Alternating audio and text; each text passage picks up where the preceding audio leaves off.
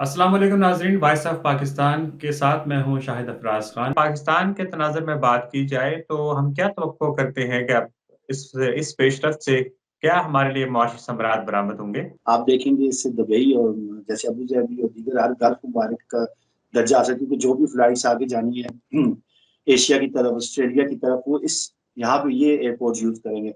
और इंशाल्लाह ताला ये एयरपोर्ट पाकिस्तान के लिए पहले तो मैं कहूँगा ग्वादर के लिए, बलूचिस्तान फिर पाकिस्तान के लिए इकनॉमिक बूस्ट अप का एक अहम जरिया होगा। इलाकाई एतबार से अब ये जो ग्वादर इंटरनेशनल एयरपोर्ट है, ये कैसे पाकिस्तान को दीगर ममालिक से जोड़ेगा और कैसे हम इसको जो मुआशी समरात का हुसूल जो है वो मुमकिन होगा?